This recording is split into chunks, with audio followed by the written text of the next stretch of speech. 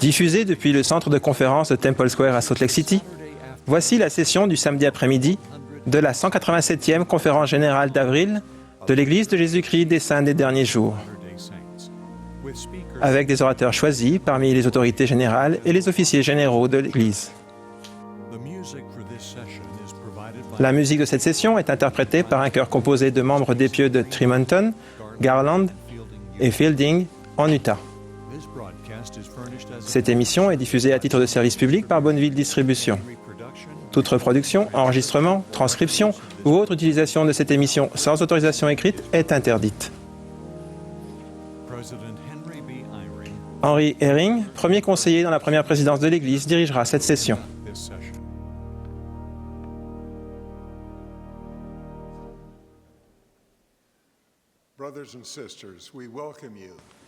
Frères et sœurs, nous vous souhaitons la bienvenue à la session du samedi après-midi de la 187e conférence générale d'avril de l'Église de Jésus-Christ des Saints des Derniers Jours.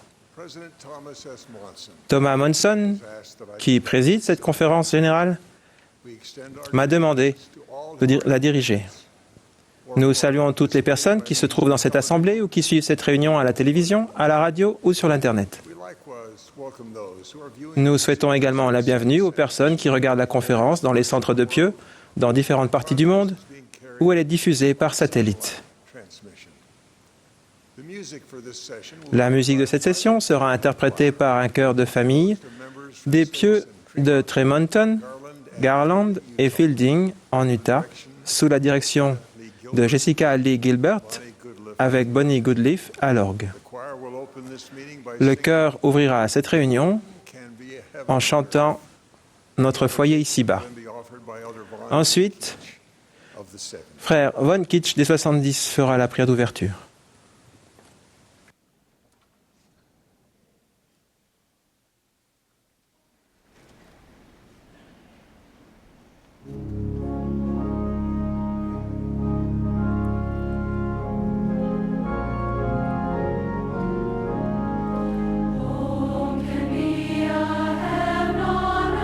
When we are filled with love,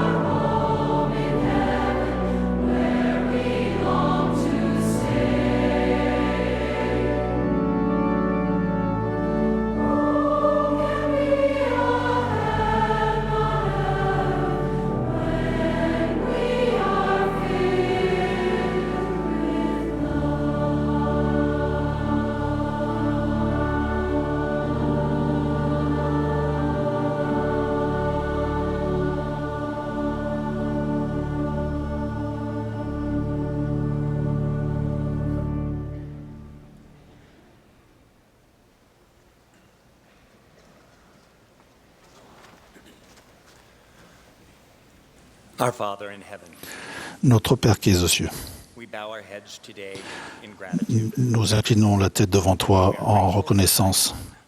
Te remercions pour ton Fils, pour son ministère, ses enseignements, Resurrection. pour sa résurrection et son sacrifice. We are so grateful to have a prophet among us. Nous sommes si reconnaissants d'avoir un prophète parmi nous, Père, frère Monson. Bénis-le aujourd'hui, fortifie-le. We're grateful for the words that we have already Te remercions pour les paroles que nous avons déjà entendues de cette conférence et ceux que nous entendrons. to help us open our Te hearts prions de nous aider à ouvrir notre cœur pour comprendre and act upon that understanding. et agir en fonction de notre compréhension. Joy too. Père, bénis spécialement Christ-like service notre service pour les autres more qui sont autour de nous davantage, comme ton Fils nous a servi aussi bien. Nous prions pour ces choses au nom de Jésus-Christ. Amen.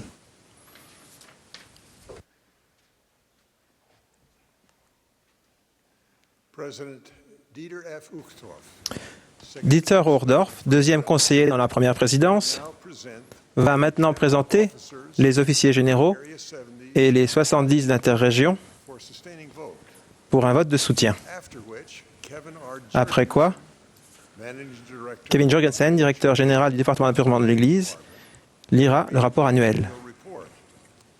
He will be Il sera suivi by Brooke P. Hayes, de Brooke Hales, Secretary to the First President, secrétaire de la première présidence, present the qui présentera le rapport statistique de l'Église Church for the pour 2016. 2016.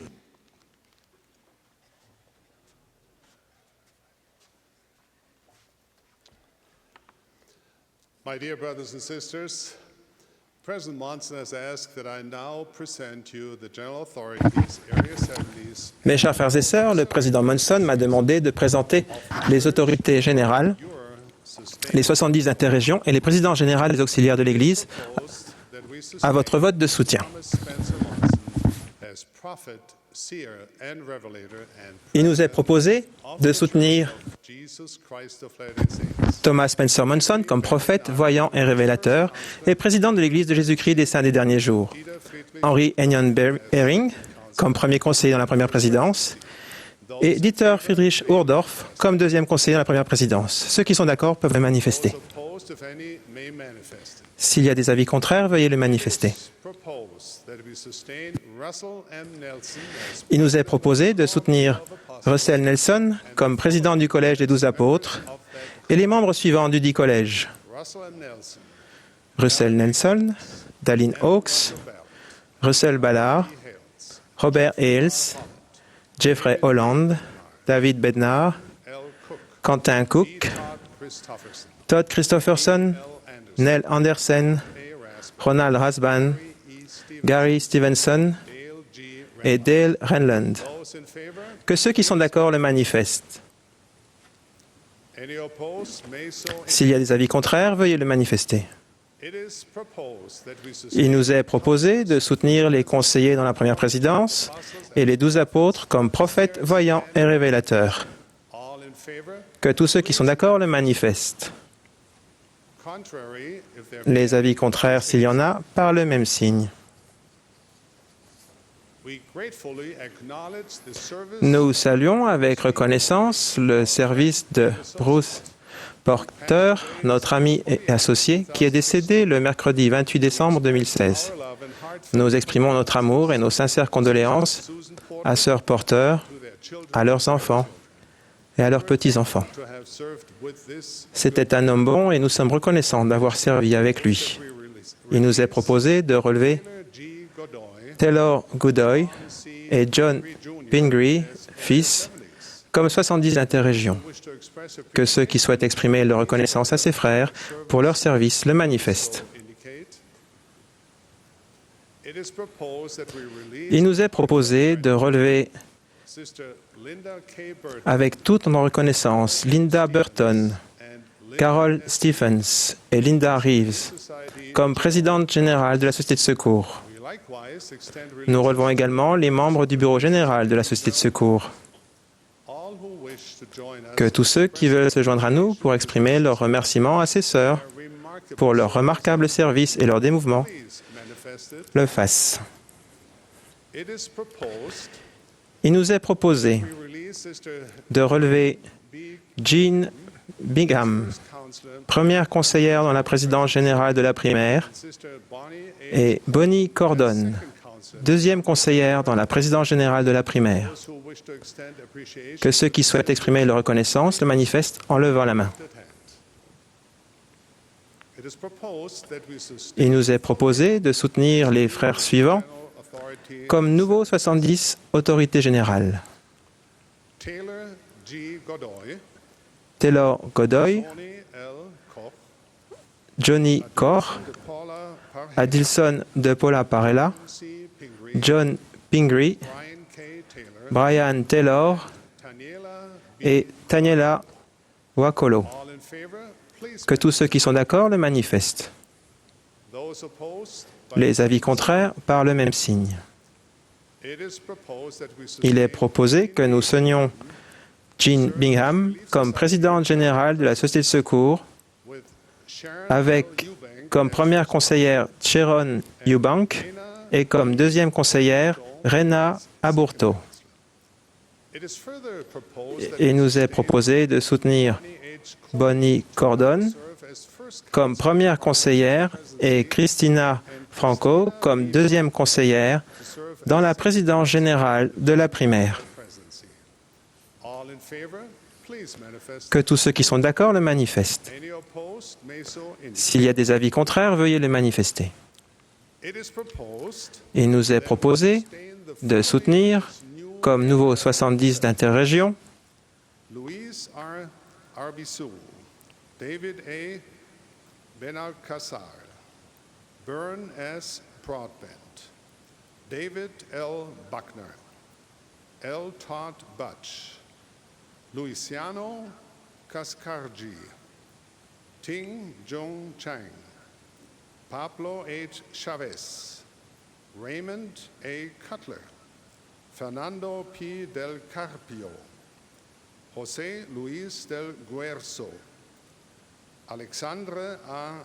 Drakyov, E. Raymond Egbo, Carlos R. Fusco, Jr., Jorge R. Garcia, Gary F. Gessel, Guillermo E. Guardia, Marcel Gay, José Hernandez, Carl D. Hurst, Ren S. Johnson, J. B. Jones, Anthony M. Kaku, Paul N.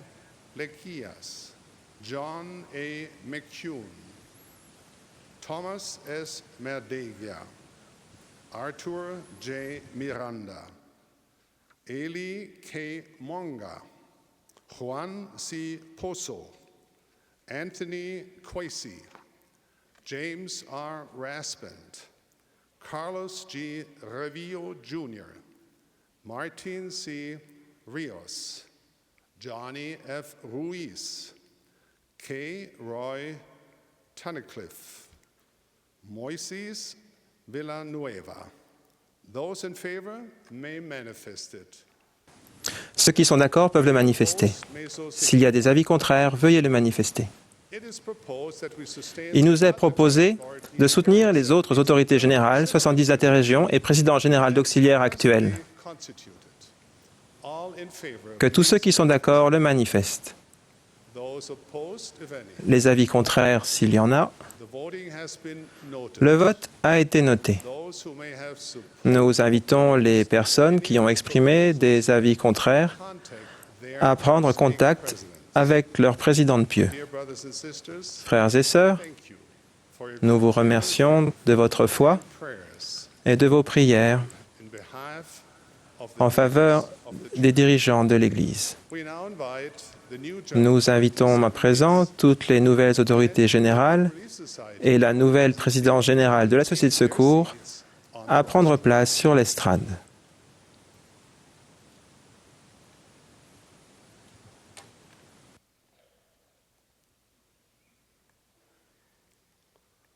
President Monson always says it's a long walk. Président Monson dit toujours que c'est une Thank you, sisters. longue marche. Merci sœur, merci frère. Pour information, sœur Franco est actuellement en mission en Argentine avec son mari et commencera officiellement son service à leur retour en juillet. Comme annoncé, Kevin Jorgensen lira le rapport d'apurement de l'Église. Il sera suivi par Brooke Hales qui lira le rapport statistique de l'Église pour 2016. Merci.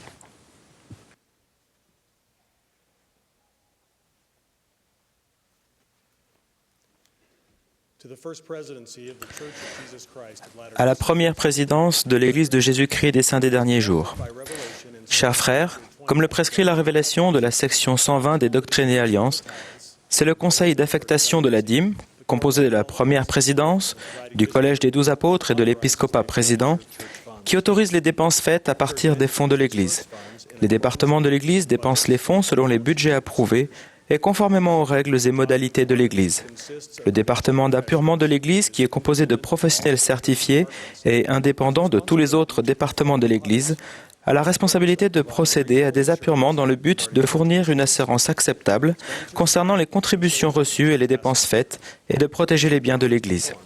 Suite à nos vérifications, le département d'appurement de l'Église estime que dans tous leurs aspects significatifs, les dons reçus, les dépenses faites et les ressources de l'Église au cours de l'exercice 2016 ont été enregistrés et administrés conformément aux pratiques comptables appropriées, au budget approuvé et aux règles et modalités de l'Église.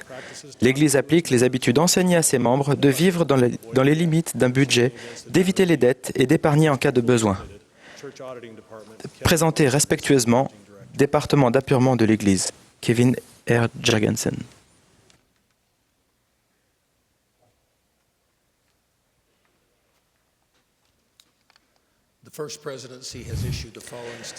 La première présidence a publié le rapport statistique suivant sur la croissance et la situation de l'Église au 31 décembre 2016. Le nombre total de pieux s'élevait à 3266, avec 421 missions, 556 districts et 30 304 paroisses et branches. Le nombre total de membres était de 15 882 417. Le nombre de nouveaux enfants inscrits dans l'Église en 2016 a été de 109 246, avec 240 131 convertis baptisés au cours de l'année.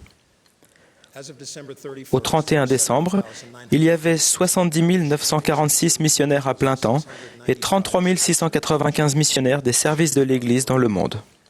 6 temples ont été consacrés en 2016. Le temple du centre-ville de Provo, de Sapporo au Japon, de Philadelphie en Pennsylvanie, de Fort Collins au Colorado, de Star Valley au Wyoming et celui de Hartford au Connecticut. 2 temples ont été reconsacrés en 2016, le temple de Suva à Fidji et celui de Freiberg en Allemagne. À la fin de l'année, le nombre total de temples en service était de 155.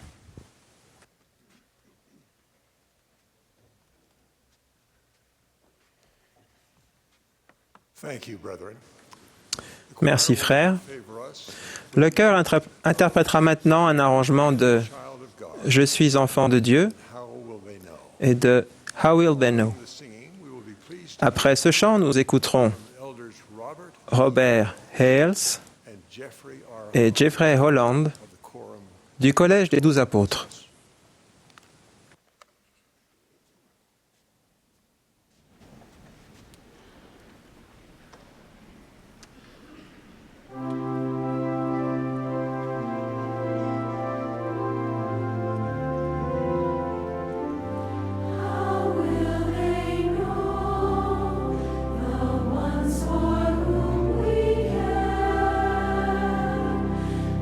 God is love.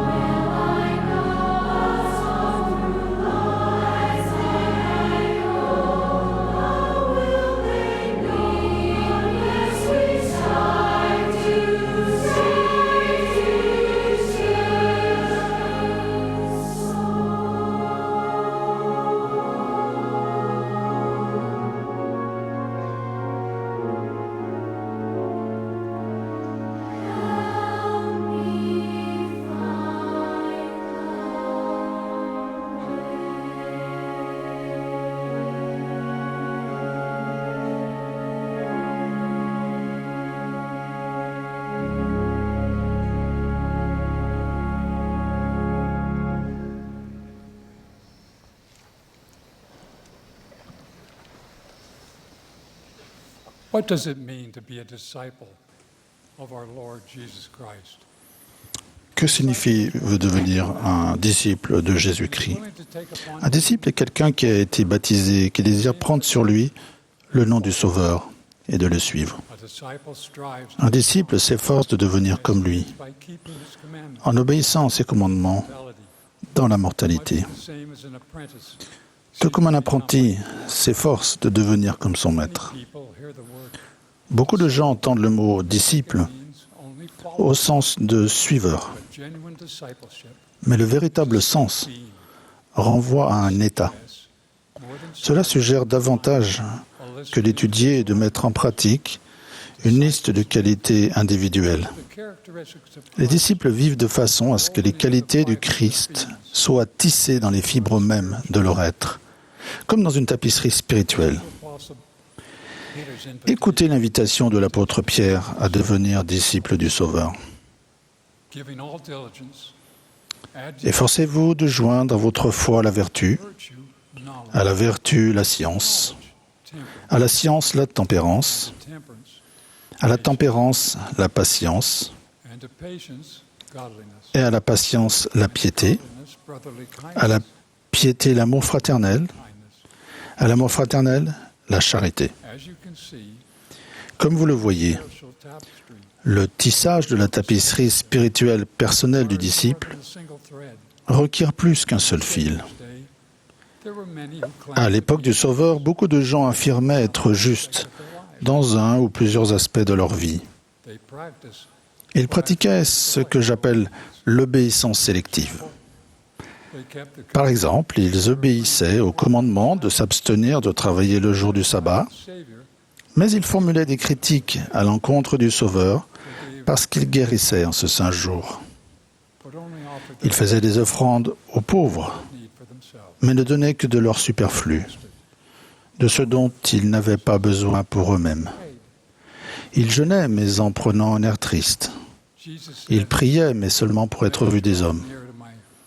Jésus a dit, « Ils s'approchent de moi des lèvres, mais leur cœur est éloigné de moi. » De tels hommes et femmes peuvent s'efforcer d'obtenir telle ou telle qualité ou d'exceller dans telle action, sans pour autant devenir comme le Seigneur dans leur cœur.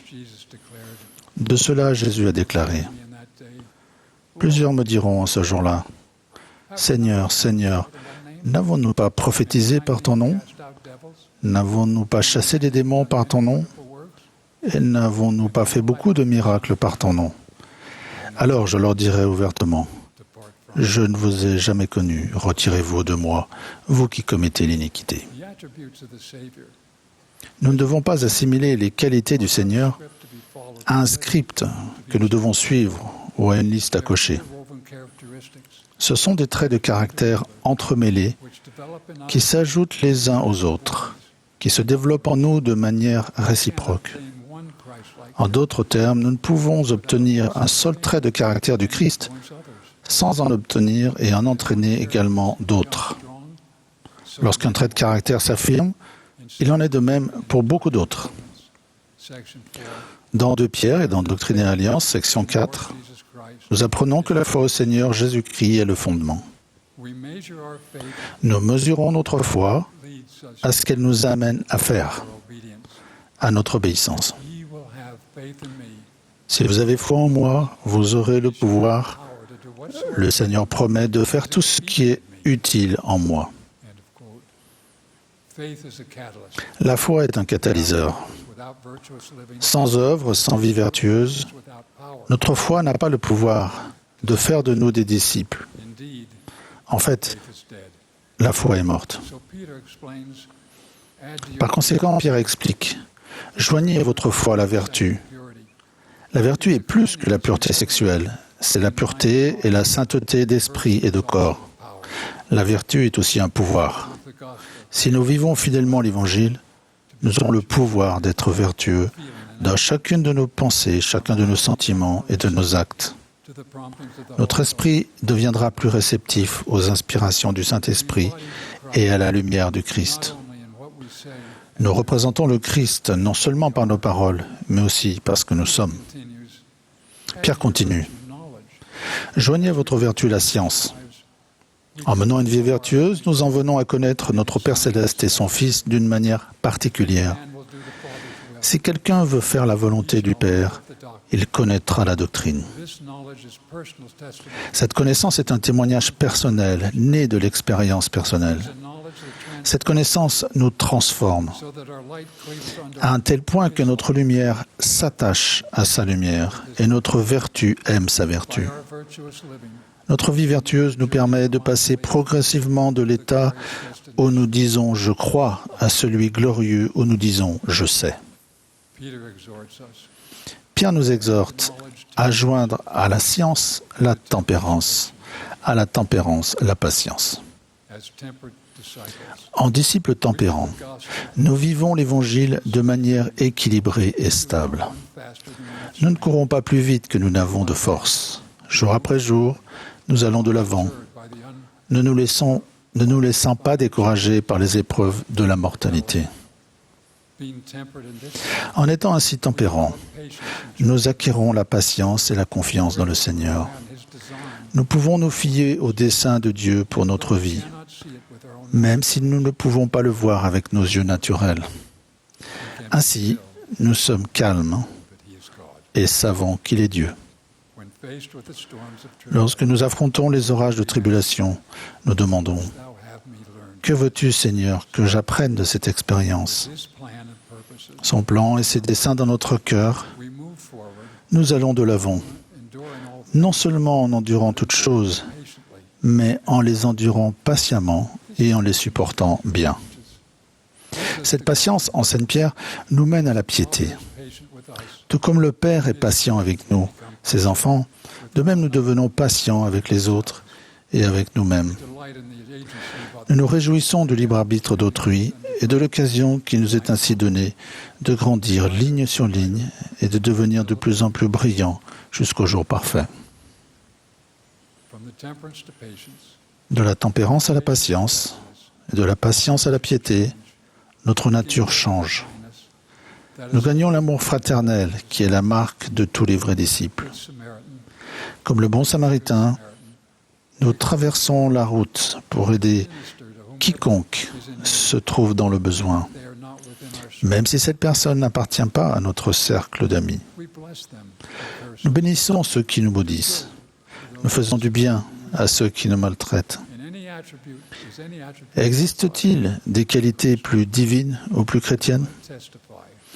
Je témoigne que nos efforts pour devenir disciples de notre Sauveur s'ajoutent vraiment les uns aux autres jusqu'à ce que nous soyons possesseurs de son amour.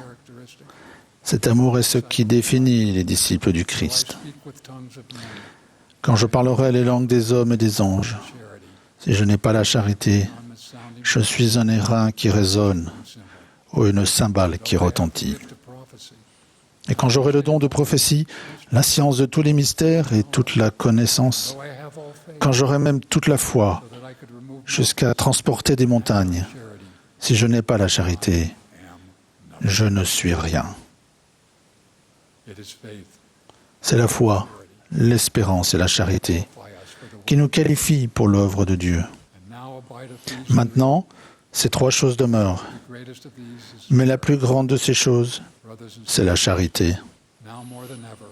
Frères et sœurs, maintenant plus que jamais, nous ne pouvons pas être un disciple à temps partiel. Nous ne pouvons pas être un disciple dans seulement un point de doctrine ou un autre. Nous avons besoin de cette constellation de qualités qui résulte de la foi en Christ, entre autres de celles dont nous avons parlé aujourd'hui, pour demeurer fermes en ces derniers jours. Si nous nous efforçons sincèrement d'être de vrais disciples de Jésus-Christ, ces qualités seront entremêlées, jointes l'une à l'autre, et se fortifieront réciproquement en nous. Il n'y aura pas de différence entre la bonté que nous manifestons à nos ennemis et la bonté que nous accordons à nos amis. Qu'on nous observe ou non, nous serons toujours honnêtes. Que ce soit dans les lieux publics ou dans notre chambre, nous serons dévoués à Dieu. Je témoigne que tout le monde peut être disciple du Sauveur. La condition de disciple n'est pas limitée par l'âge, le genre ou l'origine ethnique. Par notre vie de disciple, nous, saints des derniers jours, constituons une force collective pour apporter des bénédictions à nos frères et sœurs à travers le monde. Le temps est venu de nous réengager en toute diligence à être les disciples du Sauveur. Frères et sœurs, nous sommes tous appelés à être ses disciples, notre Sauveur. Que cette conférence soit pour vous l'occasion de commencer comme dans les temps anciens et de venir à lui de tout votre cœur. Cette Église est la sienne. Je témoigne solennellement qu'il vit. Puisse-t-il nous bénir dans notre quête éternelle de devenir des disciples fidèles et vaillants. Au nom de Jésus-Christ. Amen.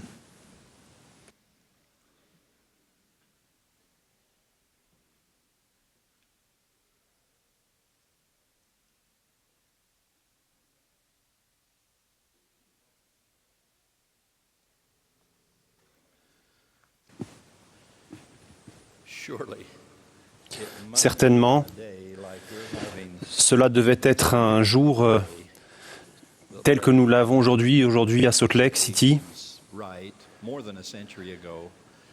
Plus d'un siècle auparavant, il y avait du soleil dans mon âme aujourd'hui.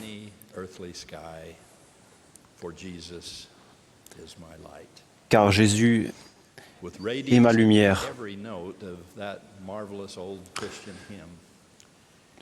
Tout ce que dit ce merveilleux hymne chrétien, il n'est pas possible de le dire sans sourire. Mais aujourd'hui, je souhaite en extraire un verset de son contexte qui pourrait être utile pour les jours où nous avons du mal à chanter et à sourire et où la paix ne semble pas nous rendre les jours heureux. Si pour un temps, vous ne pouvez pas faire écho aux mélodies joyeuses que vous entendez venant des autres, je vous demande de vous accrocher avec ténacité aux vers rassurants de ce cantique. Jésus qui écoute peut entendre les chants que je ne peux pas chanter. Parmi les réalités auxquelles nous sommes confrontés en tant qu'enfants de Dieu, vivant dans un monde déchu, c'est qu'il y a des jours difficiles, des jours où notre foi et notre force d'âme sont éprouvées. Ces difficultés peuvent venir d'un manque chez nous, d'un manque chez les autres ou simplement d'un manque dans la vie. Mais quelles qu'en soient les raisons, nous découvrons qu'elles peuvent nous déposséder de cantiques que nous voudrions tant chanter et assombrir la promesse que notre cœur chantera le printemps, qu'Elisa Hewitt glorifie dans l'un de ses couplets. Alors, que faire dans ces moments-là ? D'une part, suivre le conseil de l'apôtre Paul, espérer ce que nous ne voyons pas et l'attendre avec persévérance. Dans ces moments où la mélodie et la joie faiblissent au point de ne plus pouvoir être perçues, il se peut que nous devions rester silencieux un moment et nous contenter d'écouter les autres, puisant de la force dans la splendeur de la musique qui nous entoure. Nous sommes nombreux en difficulté musicale à avoir repris confiance et à avoir vu notre chant s'améliorer nettement quand nous nous sommes placés à côté d'une voix plus ferme et plus sûre. Forcément, il en résulte que, pour chanter les cantiques de l'éternité, nous devrions nous tenir aussi près que possible du Sauveur et Rédempteur, du monde qui a l'oreille absolue. Nous puisons alors du courage dans sa capacité d'entendre notre silence et de l'espérance dans son intercession messianique mélodieuse en notre faveur. C'est véritablement lorsque le Seigneur est proche que la colombe de la paix chante dans mon cœur et que les fleurs de la grâce apparaissent. Les jours où nous ne nous sentons pas au diapason un peu inférieur à ce que nous voyons ou entendons chez les autres, je nous demanderai, surtout aux jeunes de l'Église, de nous souvenir que c'est par dessein divin que toutes les voix du cœur de Dieu ne sont pas identiques. C'est la diversité, soprani, alti, ténor et basse, qui enrichit la musique. Pour emprunter une ligne d'une correspondance joyeuse entre deux saintes des derniers jours remarquables, toutes les créatures de Dieu ont une place dans le cœur. Lorsque nous dénigrons notre nature unique ou essayons de nous conformer à des stéréotypes fictifs, stéréotypes suscités par une culture de consommation insatiable et idéalisée par les réseaux sociaux, au point qu'il est impossible de les atteindre, nous perdons la richesse de la sonorité et du timbre que Dieu avait prévu lorsqu'il a créé un monde de diversité. Cela ne veut pas dire que tout le monde, dans ce cœur divin, peut se mettre à crier son oratorio personnel. La diversité n'est pas la cacophonie, et les chœurs exigent de la discipline.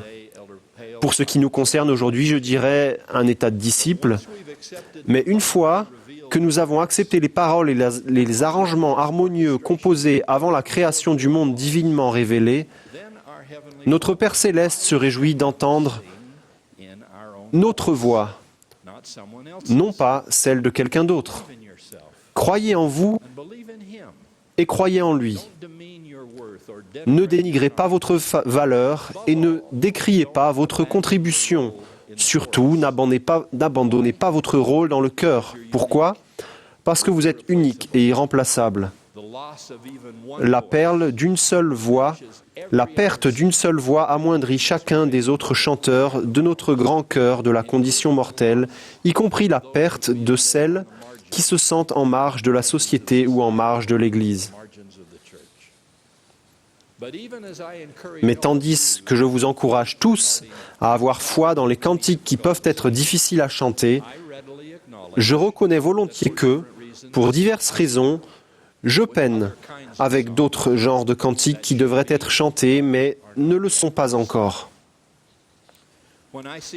Quand je vois l'inégalité économique sidérante dans le monde, je me sens coupable de chanter avec Eliza Hewitt les bénédictions que Dieu me donne maintenant, les joies amassées là-haut. Ce refrain ne peut pas être pleinement et fidèlement chanté tant que nous n'avons pas honorablement pris soin des pauvres. Le dénuement économique est une malédiction qui se perpétue, année après année et génération après génération. Il endommage le corps, mutile l'esprit, nuit aux familles et détruit les rêves.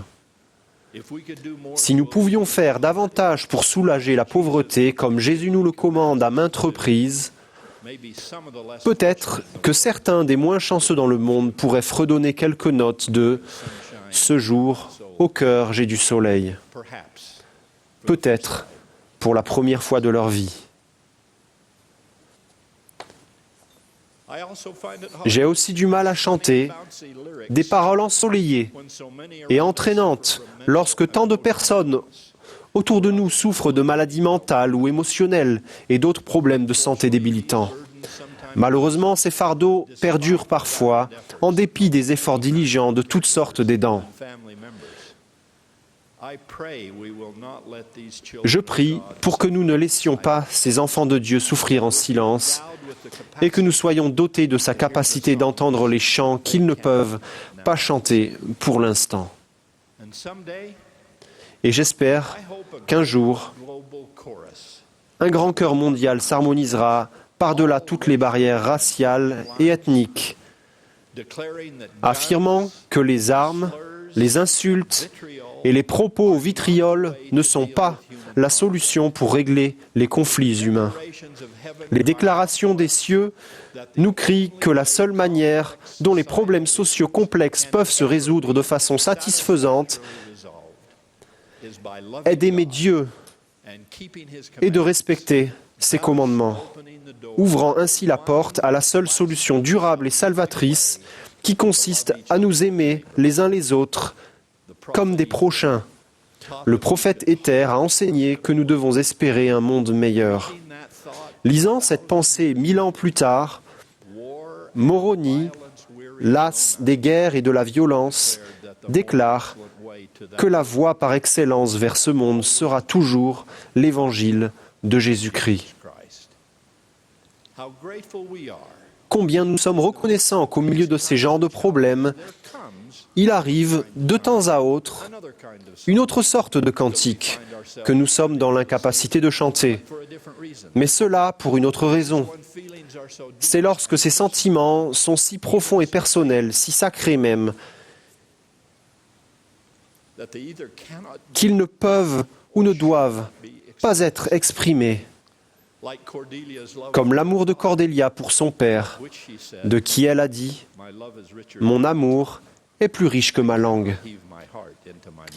Je ne puis hisser mon cœur jusqu'à ma bouche. » Nous parvenant comme quelque chose de sacré, ces sentiments sont tout simplement indicibles, spirituellement ineffables, comme la prière que Jésus a faite pour les enfants néphites.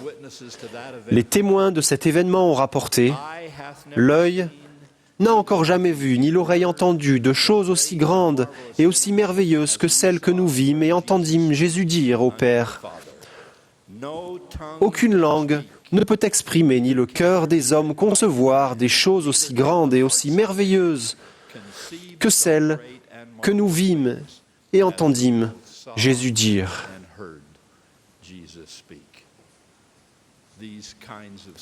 Ces moments divins restent inexprimés parce que les traduire, en admettant que cela soit possible, pourrait ressembler à de la profanation.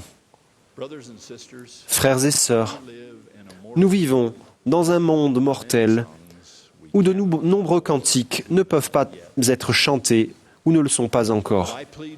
Mais je supplie chacun de nous de rester définitivement et fidèlement dans le cœur, où nous pourrons savourer à jamais ce cantique le plus précieux de tous, le cantique de l'amour rédempteur. Heureusement, les places pour ce morceau en particulier sont illimitées. Il y a de la place pour les personnes qui parlent des langues différentes, célèbrent des cultures différentes et vivent dans une kyrielle d'endroits. Il y a de la place pour les célibataires, les mariés, les familles nombreuses et celles qui sont sans enfants. Il y a de la place pour les personnes qui se sont posées des questions sur leur religion et pour celles qui s'en posent encore. Il y a de la place pour toute personne, quelle que soit son orientation sexuelle. Bref, il y a de la place pour toutes les personnes qui aiment Dieu et respectent ses commandements, comme étant la règle de conduite personnelle, inviolable, car si l'amour de Dieu est la mélodie de notre cantique commun,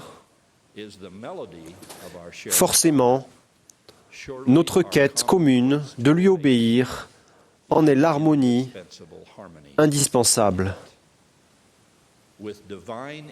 Avec les impératifs divins de l'amour et de la foi, du repentir et de la compassion, de l'honnêteté et du pardon, il y a de la place dans ce cœur pour tous ceux qui veulent y participer. Venez comme vous êtes, nous dit notre Père aimant.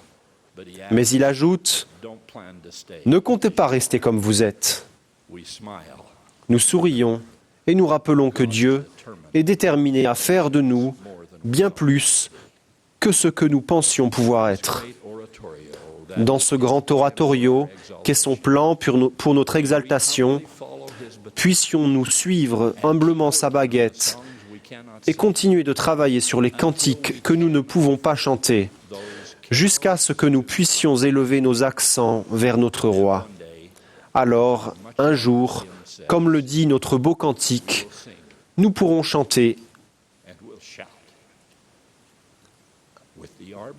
et nous écrier à la gloire du Dieu très haut, dans les cieux, Hosanna, Hosanna, car l'homme retrouve l'Éden, Jésus et ses anges tout resplendissants. Je témoigne que cette heure viendra, que Dieu notre Père éternel enverra de nouveau son Fils unique sur la terre, cette fois-ci, pour gouverner et régner en roi des rois, à jamais. Je témoigne que cette Église est son Église rétablie et quel est le moyen d'offrir les enseignements et les ordonnances salvatrices de son Évangile à tout le genre humain. Lorsque son message aura pénétré chaque continent et aura été établi sous chaque climat, Jésus, en effet, sourira d'en haut. Et en ce jour, il y aura certainement du soleil dans notre âme pour l'éternité. C'est mon désir profond et ma prière que cette heure promise arrive au nom de Jésus-Christ. Amen.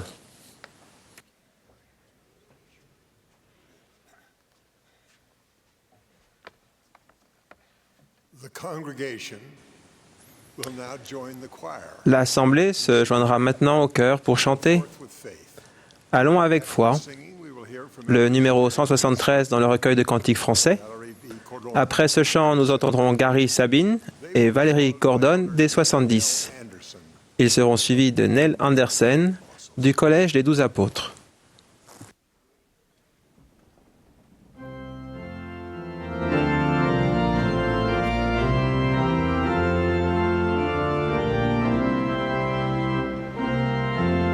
This is the 187th. Vous assistez à la 187e conférence générale d'avril de l'Église de Jésus-Christ des Saints des Derniers Jours.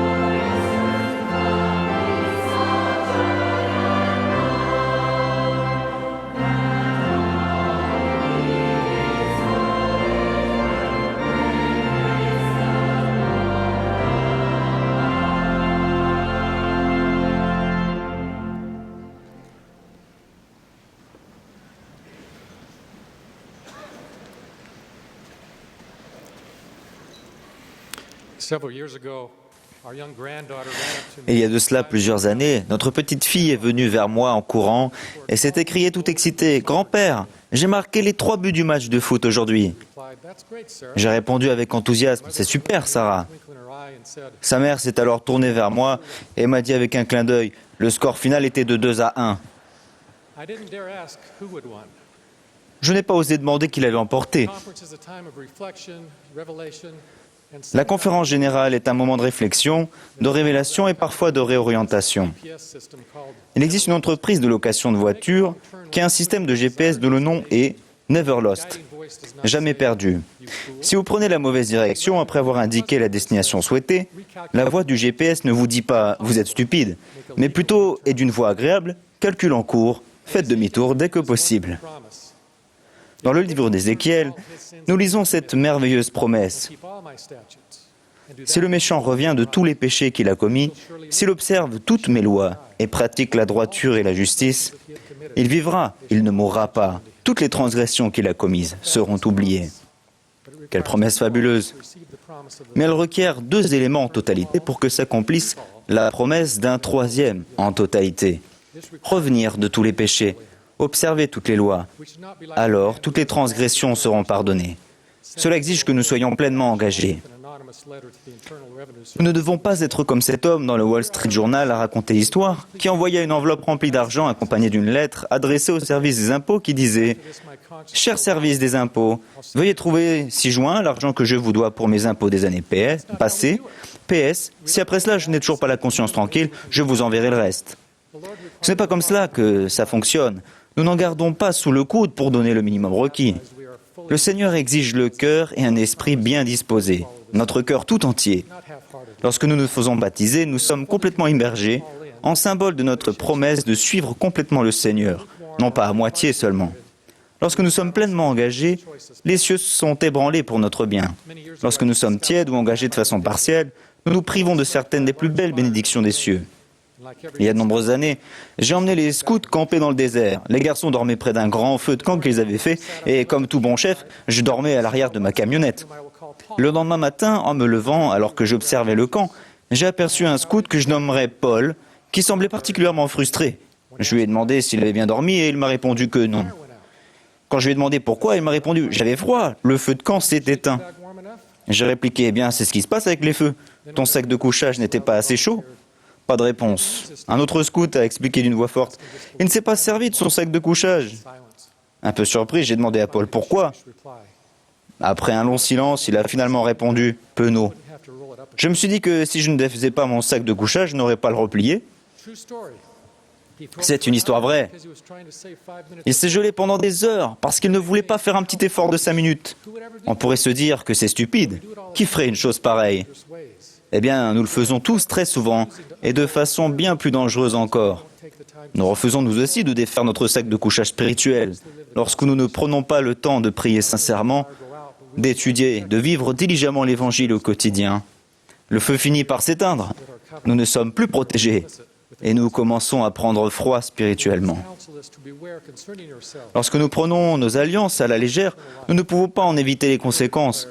Le Seigneur nous a donné le conseil de prendre garde à nous-mêmes et de prêter une attention diligente aux paroles de la vie éternelle. Il a également dit plus loin, « Mon sang ne les purifiera pas s'ils ne m'écoutent pas ». En réalité, il est bien plus facile d'être pleinement engagé que partiellement. Lorsque nous ne le sommes que partiellement ou pas du tout, il y a comme on l'entend dans le jargon de Star Wars, une perturbation dans la force. Nous ne sommes plus synchronisés ni avec la volonté de Dieu, ni par conséquent avec la nature même du bonheur. Ésaïe a dit « Les méchants sont comme la mer agitée qui ne peut se calmer et dont les eaux soulèvent la vase et le limon. Il n'y a point de paix pour les méchants, dit mon Dieu. » Heureusement, où que nous nous trouvions aujourd'hui, quelle que soit la situation qui était la nôtre hier, nous restons à la portée du Seigneur qui a dit « C'est pourquoi quiconque se repent et vient à moi comme un petit enfant, je le recevrai. Car le royaume des cieux est pour ceux qui leur ressemblent. Voici, c'est pour ceux qui leur ressemblent que j'ai donné ma vie et les reprise. » Tandis que nous nous repentons continuellement et mettons notre confiance dans le Seigneur, nous revenons au point de départ en acquérant l'humilité et la foi d'un petit enfant, enrichi par la sagesse que confère l'expérience de la vie.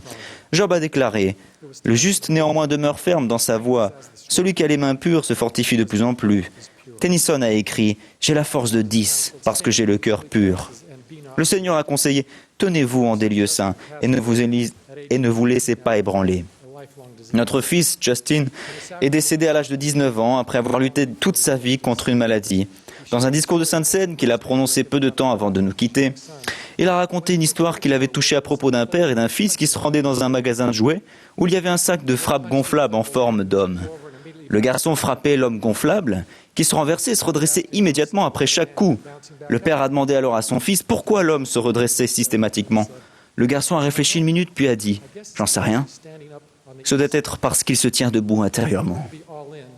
Pour être pleinement engagé, nous devons nous tenir debout intérieurement, quoi qu'il arrive. Nous nous tenons debout intérieurement lorsque nous nous attendons avec patience que le Seigneur nous retire les écharpes de notre chair ou nous donne la force de les supporter. Ces écharpes peuvent être une maladie, un handicap, un trouble mental, le décès d'un être cher ou bien d'autres problèmes encore.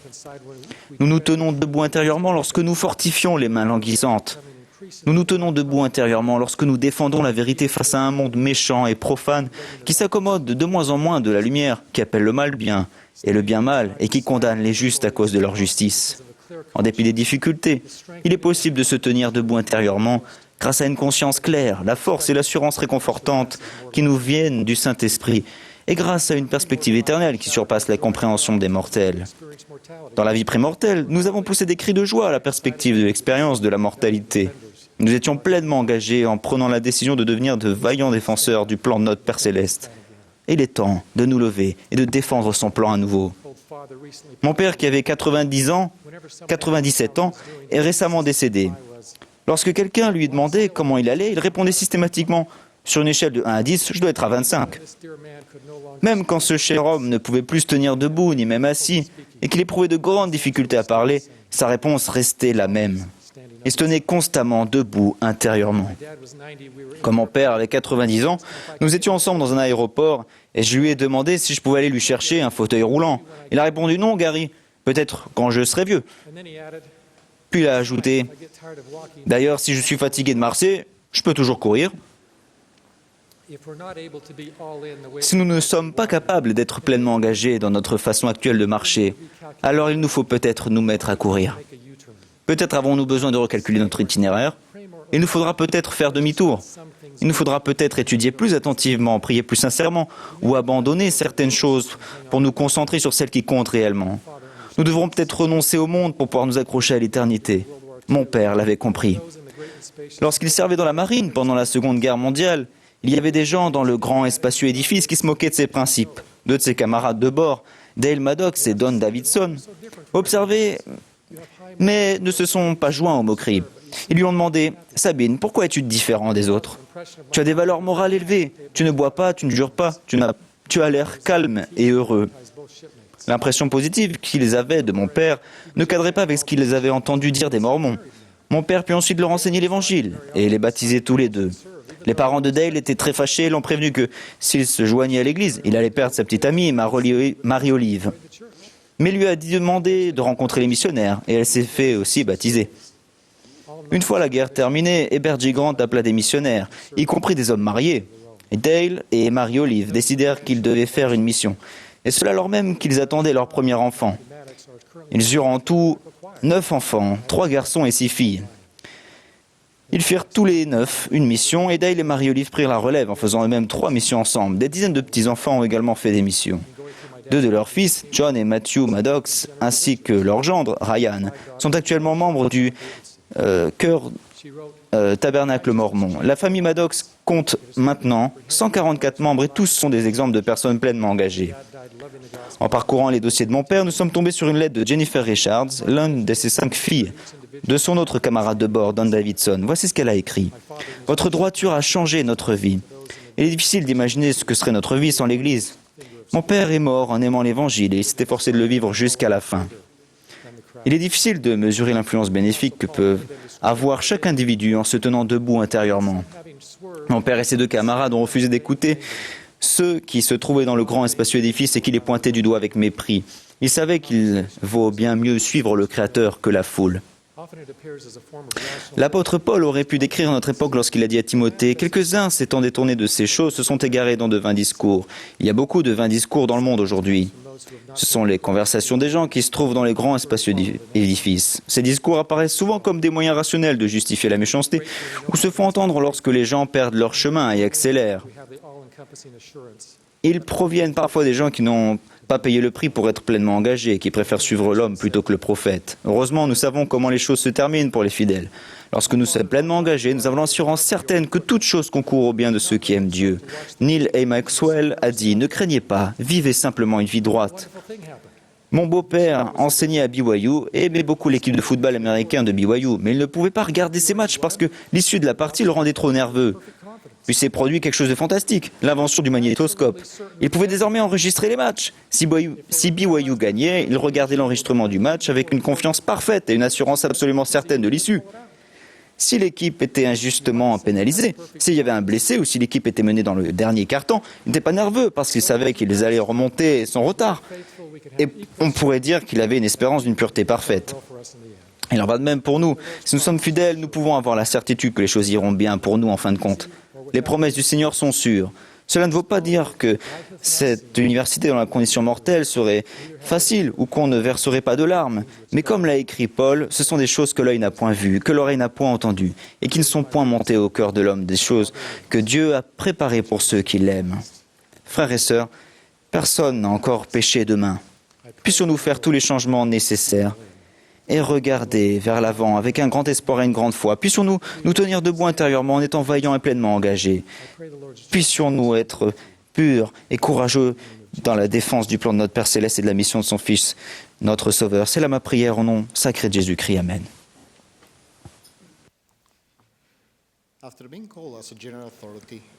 Après mon appel comme autorité générale, ma famille et moi avons déménagé du Costa Rica à Salt Lake City dans le cadre de ma première affectation.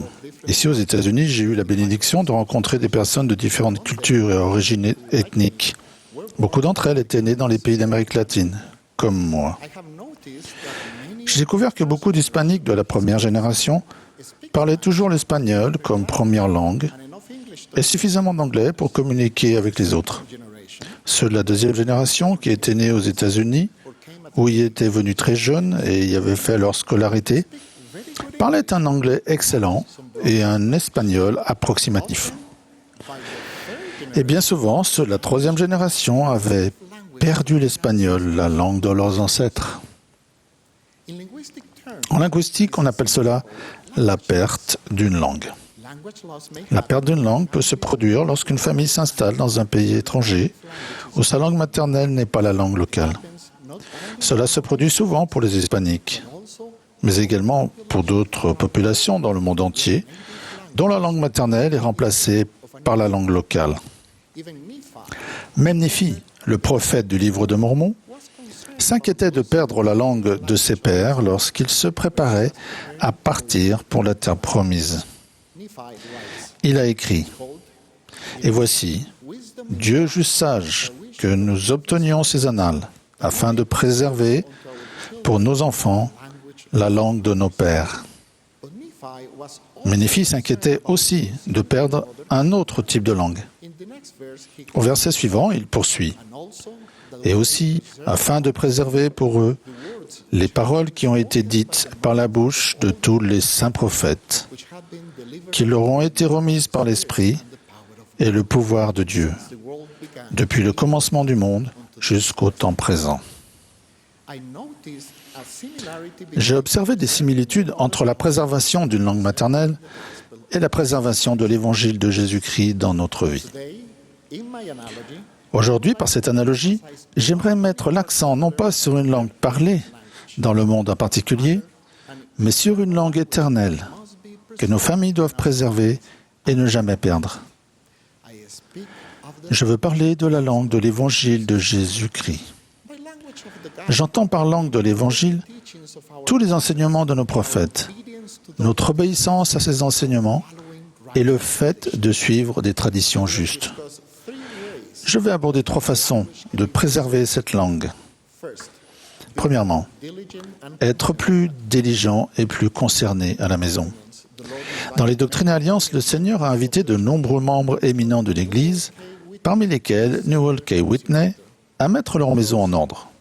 Il a dit « Mon serviteur, Newell K. Whitney, a également besoin d'être châtié, de mettre en ordre sa famille et de veiller à ce qu'elle soit plus diligente et plus occupée chez elle.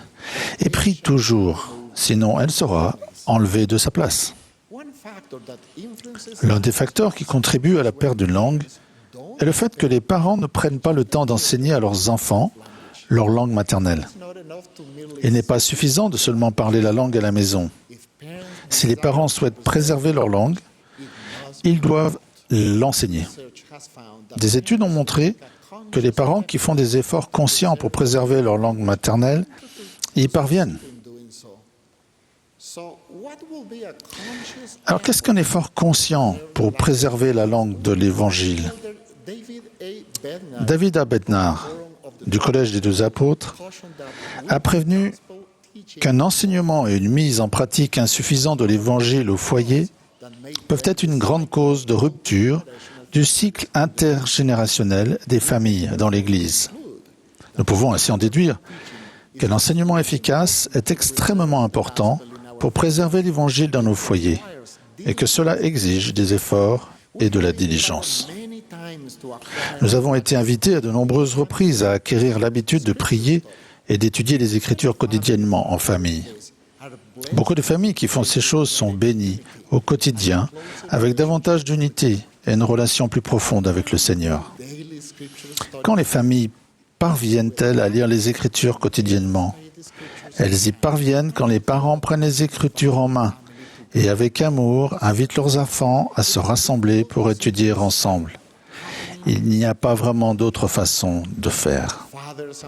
Pères et mères, ne ratez pas ces grandes bénédictions. N'attendez pas qu'il soit trop tard.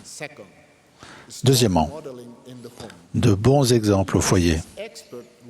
Un expert linguistique a écrit que pour préserver une langue maternelle, il faut que les parents rendent la langue vivante pour leurs enfants. Nous rendons une langue vivante lorsque notre enseignement et notre exemple vont dans le même sens. Lorsque j'étais jeune, je travaillais à l'usine de mon père pendant les vacances. La première question qu'il me posait systématiquement quand je recevais mon salaire était « Que vas-tu faire de ton argent ?»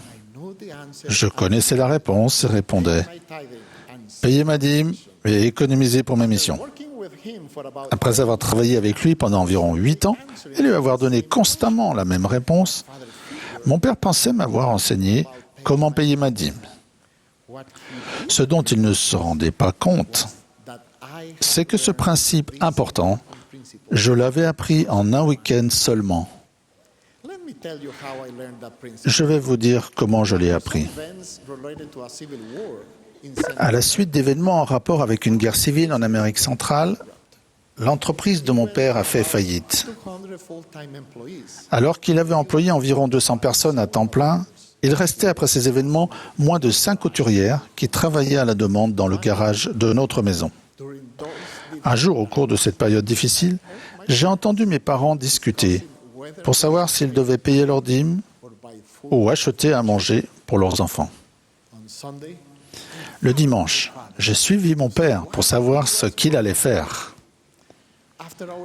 Après les réunions de l'église, je l'ai vu prendre une enveloppe et déposer sa dîme à l'intérieur.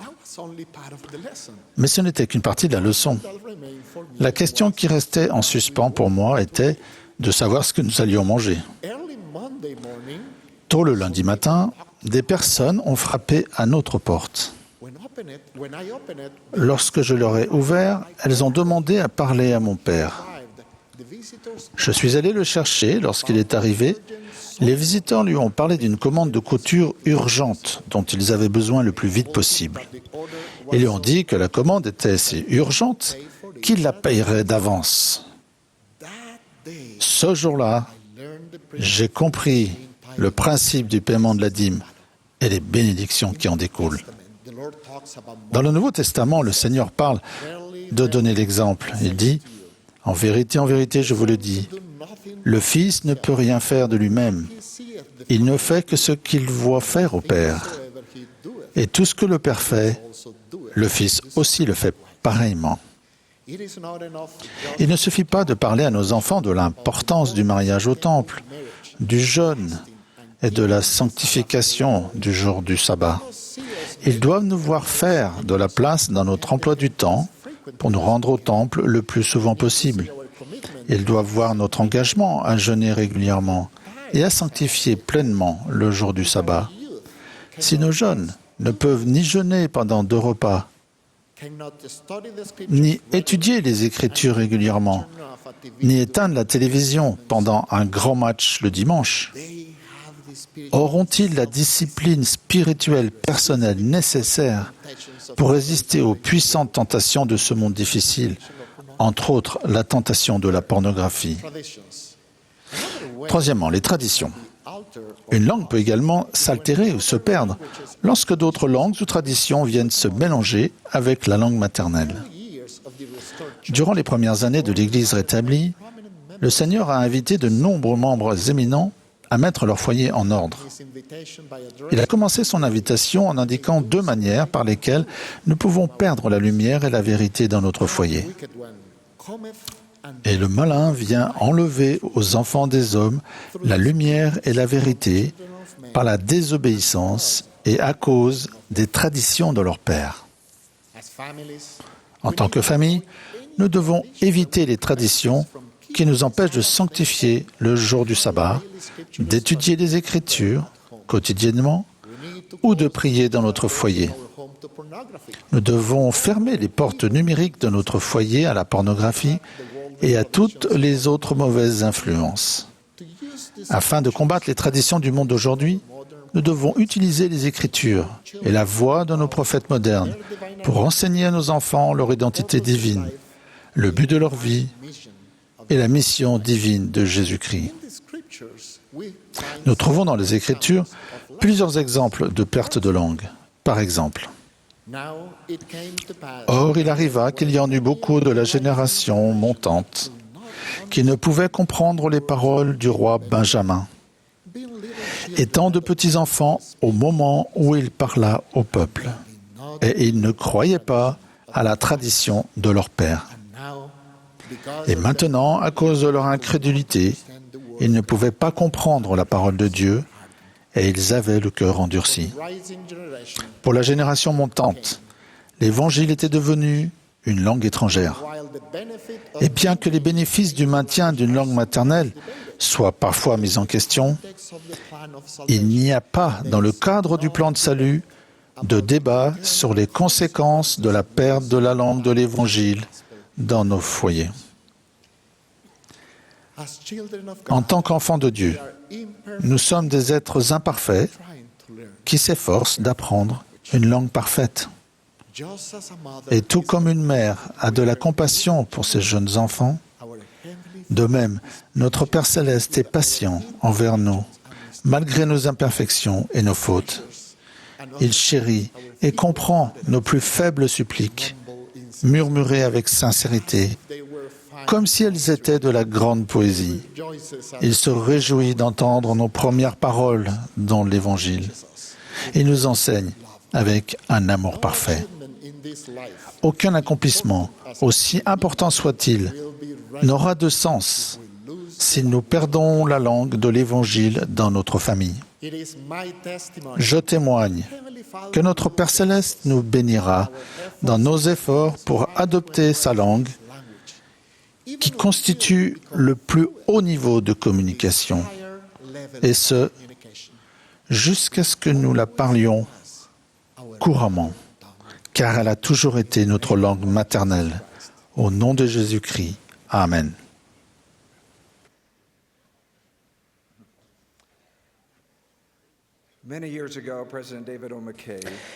Il y a de nombreuses années, David O. McKay a raconté une belle expérience qu'il a vécue alors qu'il naviguait vers les Samoa.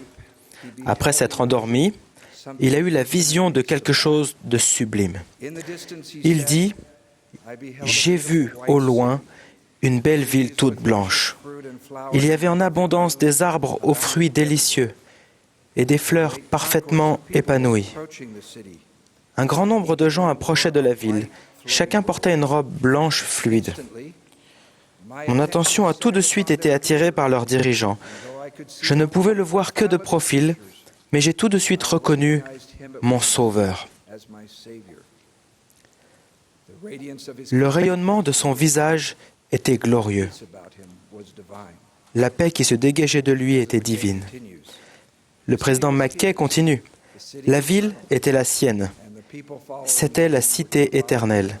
Et les gens qui le suivaient allaient y habiter dans la paix et le bonheur éternel. Le président McKay s'est demandé, qui sont-ils? Qui sont ces gens? il explique ce qui est arrivé ensuite. Comme s'il lisait mes pensées, le Sauveur a répondu en montrant des mots dans un demi-cercle qui apparut au-dessus de ces gens, écrits en lettres d'or. Ce sont ceux qui ont vaincu le monde, qui sont véritablement nés de nouveau.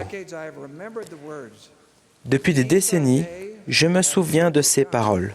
Ce sont ceux qui ont vaincu le monde. Les bénédictions que le Seigneur a promises à ceux qui vainquent le monde sont à couper le souffle. Ils seront revêtus de vêtements blancs et seront mentionnés dans le livre de vie.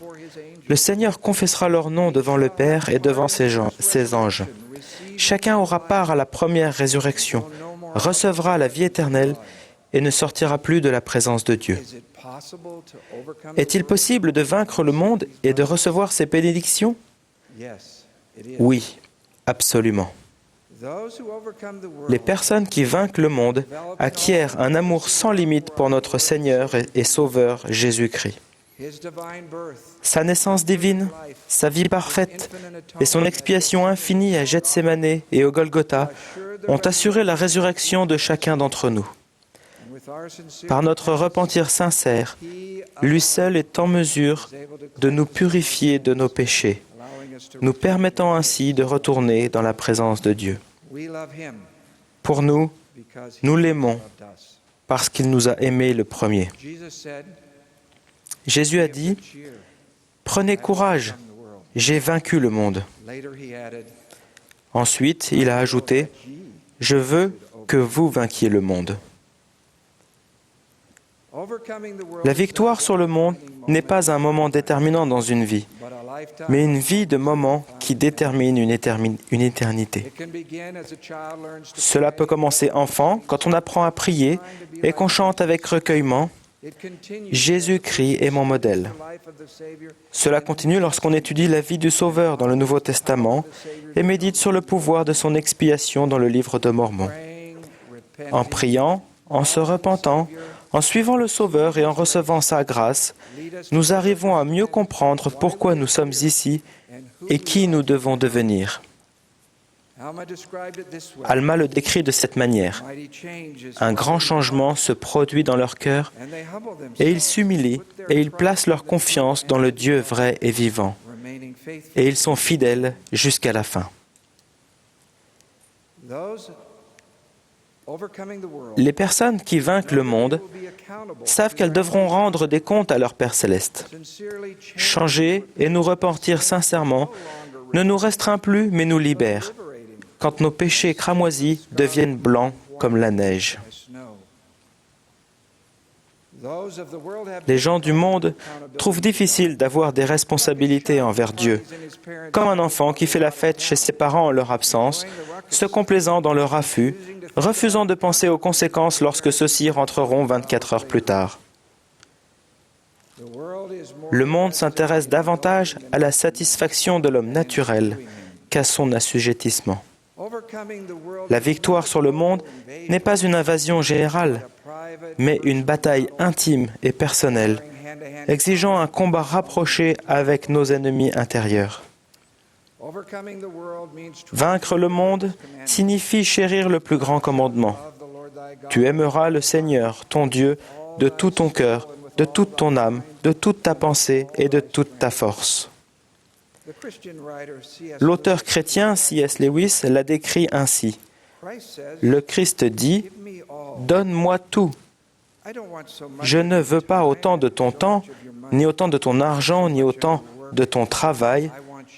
Je te veux toi. » Vaincre le monde, c'est tenir les promesses que nous avons faites à Dieu, nos alliances de baptême et du temple, et notre serment de fidélité à notre conjoint éternel.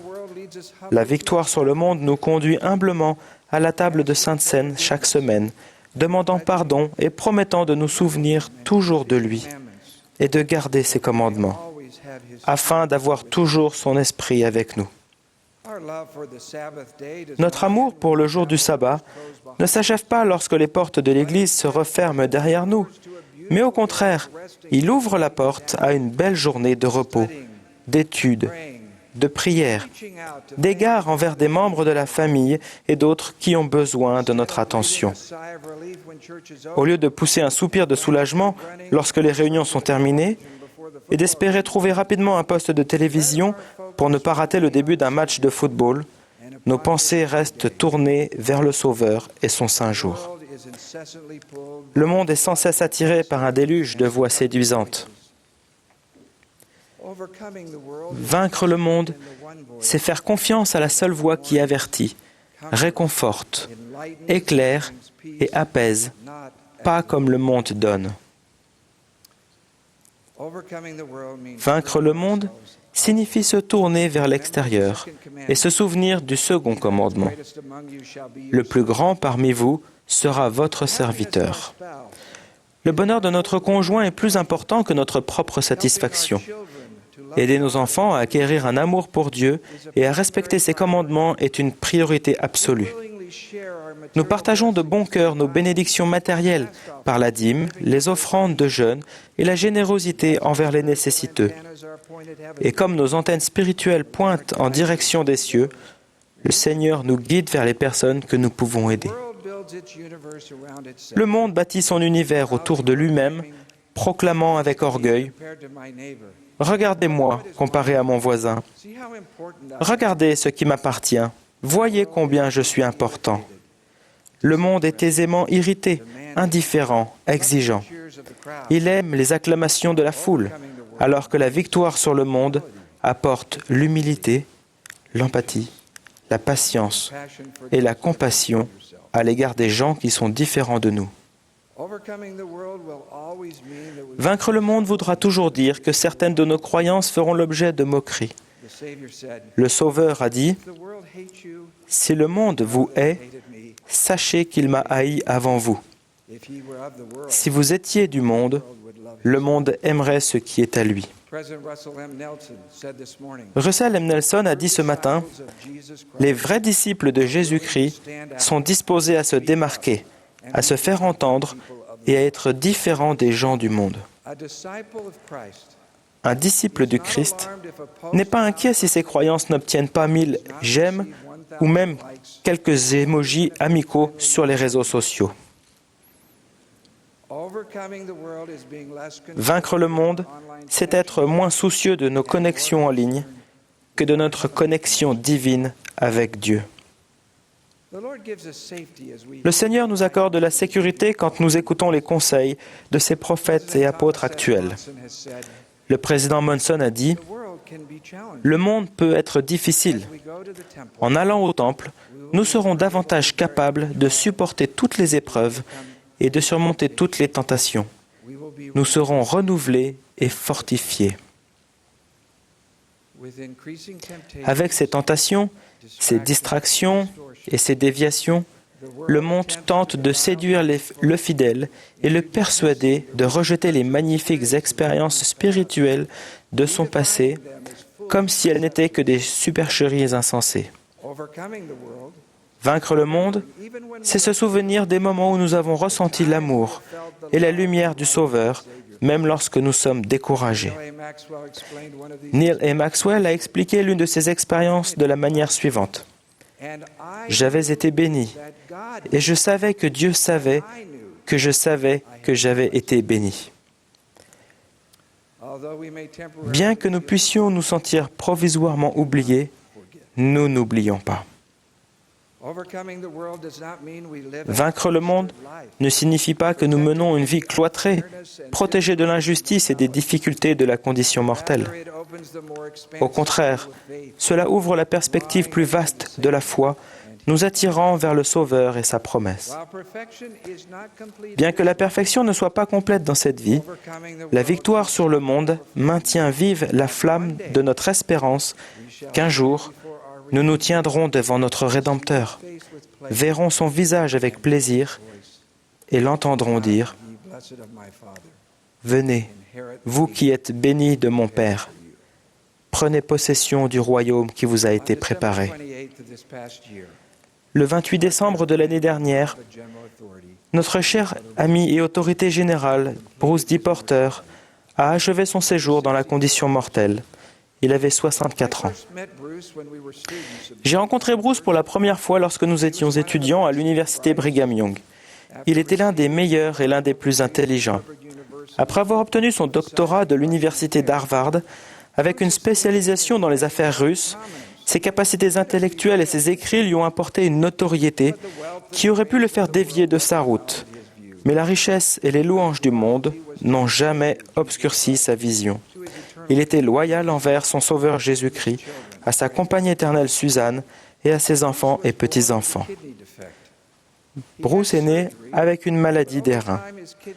Il a été opéré, mais au fil du temps, ses reins ont continué de se détériorer.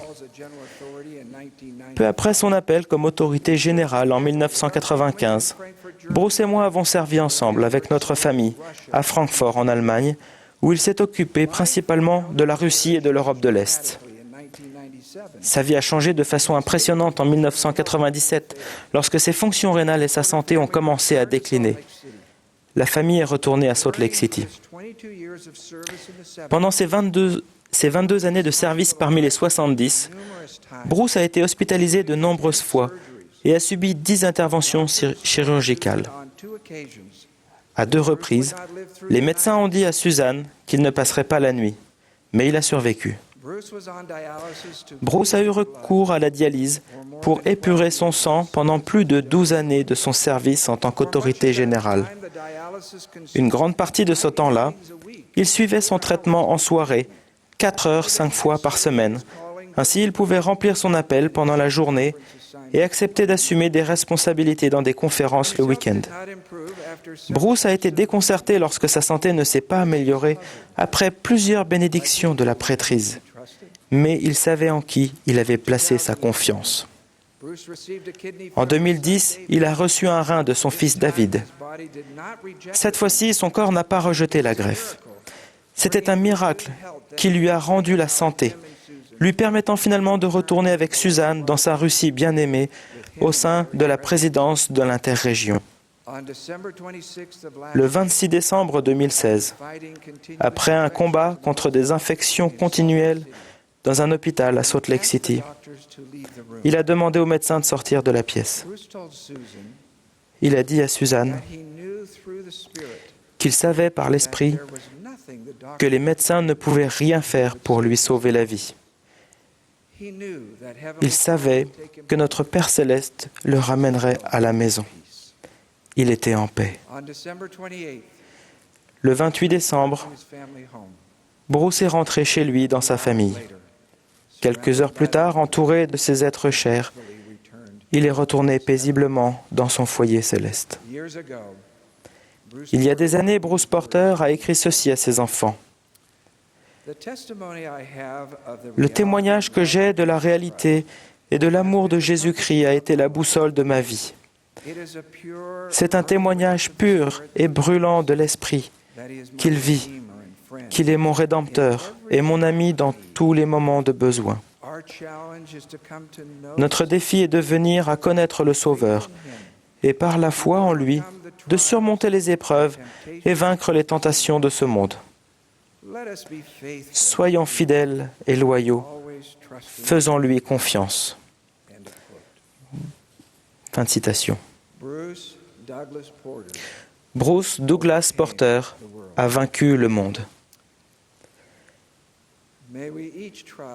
Puissions-nous tous faire un peu plus d'efforts pour vaincre le monde, sans nous excuser de notre responsabilité pour les offenses graves, mais tout en étant patients avec les petites erreurs, accélérant diligemment et aidant généreusement les autres.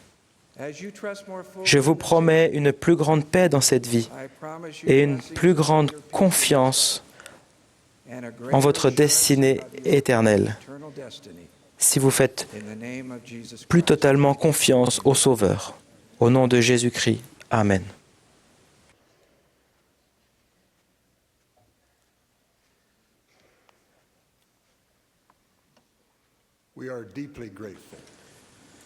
Nous sommes très reconnaissants à toutes les personnes qui se sont adressées à nous cet après-midi et de la belle musique qui a été interprétée. Nous rappelons aux frères que la réunion générale de la prêtrise commencera au centre de conférence ce soir à 18h heure d'été, des montagnes rocheuses. La diffusion nationale de l'émission du Mormon Tabernacle Choir aura lieu demain matin, de 9h30 à 10h, heure d'été, des montagnes rocheuses. La session du dimanche matin de la conférence suivra immédiatement.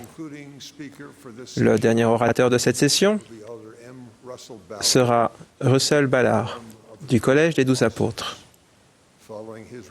Après son discours, le chœur terminera cette réunion en chantant la prière d'un enfant. Ensuite, Hugo Montoya, des 70, fera la prière de clôture.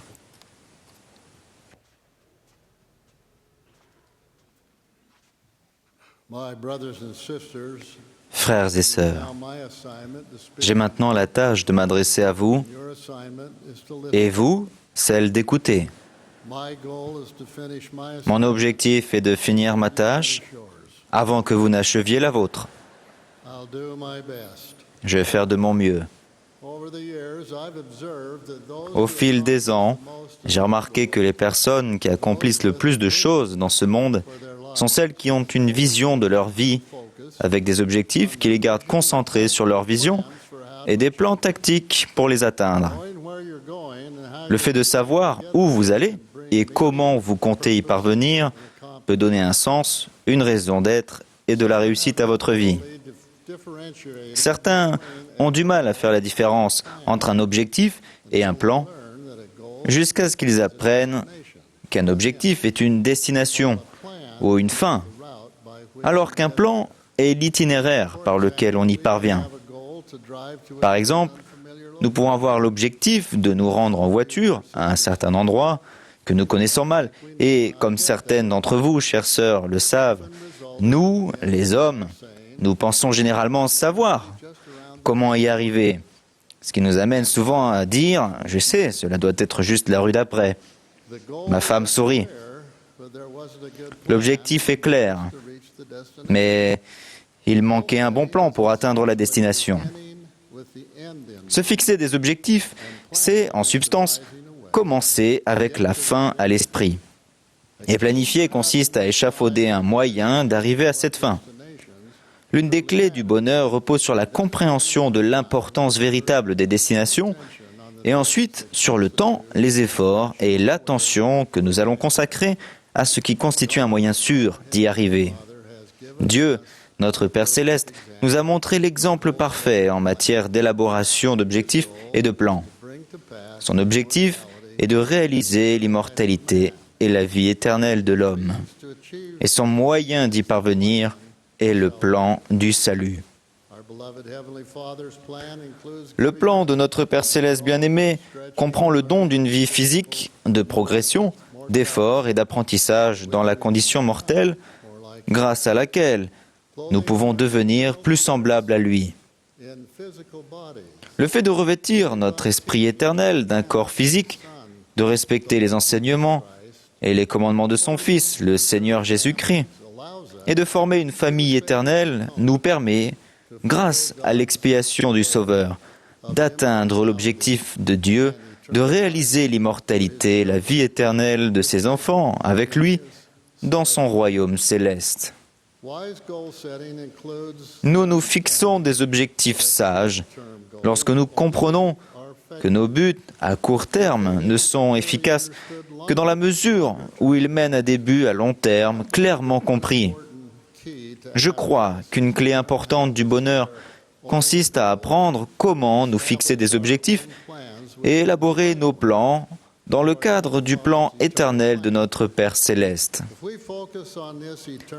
Si nous nous concentrons sur ce chemin éternel, nous nous qualifierons immanquablement pour retourner en sa présence.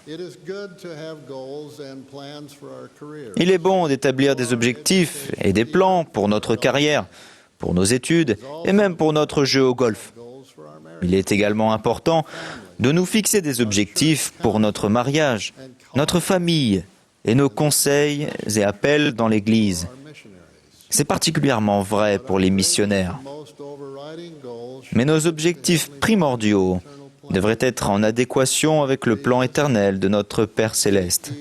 Jésus a dit, « Cherchez premièrement le royaume et la justice de Dieu, et toutes ces choses vous seront données par-dessus. »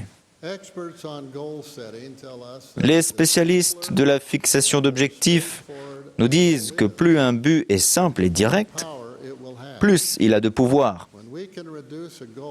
Lorsque nous pouvons le résumer à une image claire, ou bien à un ou deux mots symboliques marquants, il peut alors faire partie de nous et guider quasiment toutes nos pensées et tous nos actes. Dans ce contexte, je crois qu'il y a deux mots qui symbolisent les objectifs de Dieu pour nous et nos buts les plus importants pour nous-mêmes. Ces mots sont « retourner » et « recevoir ». Retourner en sa présence et recevoir les bénédictions éternelles qui découlent du respect des alliances contractées sont les objectifs les plus importants que nous puissions nous fixer. Nous retournons et recevons en ayant une foi ferme au Seigneur Jésus-Christ, nous reposant entièrement sur ses mérites, avançant résolument avec constance dans le Christ, ayant une espérance d'une pureté parfaite et l'amour de Dieu et de tous les hommes et femmes, nous faisant un festin de la parole du Christ et persévérant jusqu'à la fin. Lucifer n'accepta pas le plan de notre Père qui nous permettait de retourner en sa présence et de recevoir ses bénédictions. En fait, il se rebella et tenta de modifier complètement le plan de notre Père, voulant s'approprier la gloire, l'honneur et le pouvoir de Dieu. Par conséquent, lui et ses sbires furent chassés de la présence de Dieu, et il devint Satan, oui, le diable, le père de tous les mensonges, pour tromper et pour aveugler les hommes et les femmes, et pour les mener captifs à sa volonté. Oui, tous ceux qui ne voudraient pas écouter la voix du Seigneur. En conséquence des choix qu'il a faits dans le monde prémortel, Satan ne peut ni retourner, ni recevoir. Tout ce qui lui reste, c'est de s'opposer au plan du Père, en utilisant toutes les séductions et tentations possibles pour nous faire chuter et nous rendre aussi malheureux que lui. Le plan de Satan pour atteindre son objectif diabolique s'applique à toute personne, toute génération, toute culture et toute société. Il utilise des voix fortes, des voix qui cherchent à couvrir le murmure doux et léger du Saint-Esprit, qui peut nous montrer tout ce que nous devons faire pour retourner et recevoir.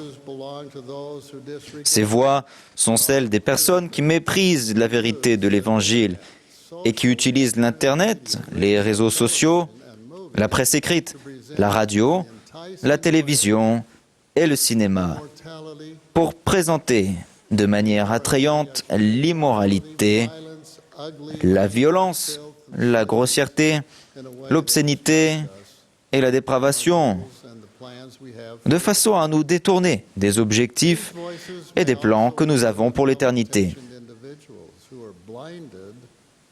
Ces voix peuvent également provenir de personnes bien intentionnées, qui sont aveuglées par les philosophies profanes d'hommes et de femmes, et qui cherchent à détruire la foi et à détourner de leur objectif éternel celles qui essayent simplement de retourner dans la présence de Dieu et de recevoir tout ce que notre Père a. J'ai découvert que pour rester concentré sur mon but de retourner et recevoir les bénédictions promises, je dois prendre régulièrement le temps de me demander « Où en suis-je » C'est une sorte d'entretien privé avec soi-même. Et si cela vous semble inhabituel, réfléchissez-y. Qui au monde vous connaît mieux que vous-même? Vous connaissez vos pensées, vos actions secrètes, vos désirs et vos rêves, vos objectifs et vos plans. Et vous savez mieux que quiconque les progrès que vous faites sur le chemin pour retourner et recevoir. Pour me guider lors de mon entretien privé, J'aime lire et méditer les paroles du 5e chapitre d'Alma qui poussent à l'introspection, où le prophète demande « Êtes-vous né spirituellement de Dieu ? Votre visage est-il empreint de son image ? Avez-vous éprouvé ce grand changement dans votre cœur ? » Les questions d'Alma nous rappellent ce que nos objectifs et nos plans devraient inclure pour que nous puissions retourner et recevoir. Souvenez-vous de l'invitation du Sauveur. « Venez à moi, vous tous qui êtes fatigués et chargés, et je vous donnerai du repos. Prenez mon joug sur vous et recevez mes instructions, car je suis doux et humble de cœur, et vous trouverez du repos pour vos âmes. » En faisant grandir notre foi dans le pouvoir qu'a le Seigneur Jésus-Christ de donner du repos à notre âme, en pardonnant nos péchés, de réparer nos relations imparfaites, de guérir les blessures spirituelles qui étouffent la progression, de nous donner la force et la capacité de cultiver les attributs du Christ, nous aurons une reconnaissance plus profonde pour la portée de l'expiation du Seigneur Jésus-Christ. Au cours des semaines à venir, prenez le temps d'examiner les objectifs et les plans de votre vie et assurez-vous qu'ils sont en adéquation avec le grand plan de notre Père Céleste pour notre bonheur. Si vous devez vous repentir et changer, alors envisagez de le faire maintenant. Prenez le temps de réfléchir en vous aidant de la prière aux changements nécessaires pour vous permettre d'avoir l'œil fixé uniquement sur la gloire de Dieu. Nous devons nous assurer que la doctrine et l'évangile de Jésus-Christ est au centre de nos objectifs et de nos plans. Sans lui, aucun objectif éternel n'est possible. Et nos plans pour atteindre nos objectifs éternels échoueront immanquablement. Vous trouverez une aide supplémentaire dans le Christ vivant, le témoignage des apôtres, présenté à l'Église le 1er janvier 2000. Affichez-en un exemplaire à un endroit où vous pouvez le voir et prenez le temps d'examiner chaque phrase de ce témoignage inspiré du Christ par ces témoins spéciaux qui l'ont signé. Je vous exhorte à l'étudier en parallèle avec la famille, Déclaration au monde. Nous parlons souvent de la déclaration sur la famille, mais lisez-la, s'il vous plaît, à la lumière du pouvoir salvateur du Christ vivant. Sans le Christ vivant, nos aspirations les plus chères ne seront pas exaucées. Comme l'affirme la déclaration sur la famille, le plan divin du bonheur permet aux relations familiales de perdurer au-delà de la mort. Les ordonnances et les alliances sacrées disponibles dans les temples permettent aux personnes de retourner dans la présence de Dieu et aux familles d'être unies éternellement. Cela ne peut se produire que parce que le Christ vivant est le Sauveur expiatoire et le Rédempteur du monde. À cet égard, vous pourriez sonder les Écritures afin d'accroître votre compréhension des vérités spécifiques énoncées dans le Christ vivant. Lire le Christ vivant dans un esprit de prière équivaut à lire les témoignages de Matthieu, Marc, Luc, Jean et des prophètes du livre de Mormon. Cela fera grandir votre foi au Sauveur et vous aidera à rester concentré sur lui tout en suivant vos plans pour atteindre vos objectifs éternels. En dépit de nos fautes, de nos faiblesses, de nos déviations et de nos péchés, l'expiation de Jésus-Christ nous permet de nous repentir et de nous préparer à retourner et recevoir les bénédictions incomparables que Dieu a promises. Vivre éternellement avec le Père et le Fils dans le plus haut degré du royaume céleste. Comme vous le savez, nul n'échappe à la mort. Notre objectif et notre plan à long terme devrait donc être de retourner, lorsque le moment sera venu, auprès de notre Père céleste et de recevoir tout ce qu'il a prévu pour chacun de nous. Je témoigne qu'il n'existe pas de plus grand objectif dans la condition mortelle que celui de vivre éternellement avec nos parents célestes et notre Sauveur bien-aimé, le Seigneur Jésus-Christ. Ce n'est pas uniquement notre objectif, c'est également le leur. Ils ont un amour parfait pour nous, dont la puissance dépasse notre entendement. Ils sont totalement, complètement et éternellement focalisés sur nous. Nous sommes leur œuvre, notre gloire est leur gloire. Ils veulent plus que tout que nous rentrions à la maison, que nous retournions et recevions le bonheur éternel en leur présence. Mes chers frères et sœurs, dans une semaine, nous célébrerons le dimanche des Rameaux, qui commémore l'entrée triomphale du Christ à Jérusalem. Dans 2 semaines, nous célébrerons le dimanche de Pâques, qui commémore le triomphe du Sauveur sur la mort. En concentrant notre attention sur le Sauveur pendant ces 2 dimanches spéciaux, souvenons-nous de lui et renouvelons notre engagement à vie de respecter ses commandements. Examinons attentivement notre vie, fixons-nous des objectifs et établissons des plans en adéquation avec ceux de Dieu, de manière à nous amener, en fin de compte, à la magnifique bénédiction de retourner et recevoir. Telle est ma prière. Au nom de Jésus-Christ. Amen.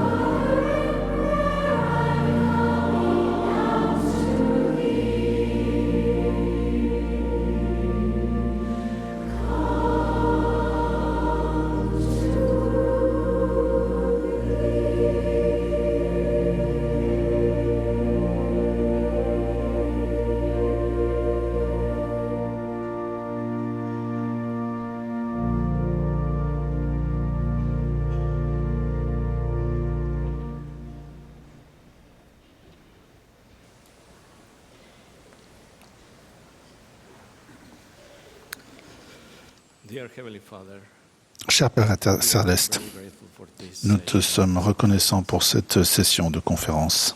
Nous te remercions pour la musique et ces chants spéciaux. Nous savons que tu es là, tu écoutes nos prières. Nous prions pour Frère Monson. Nous l'aimons. Nous sommes reconnaissants pour le grand service des hommes et femmes qui ont été remerciés aujourd'hui, relevés. Nous te prions de les bénir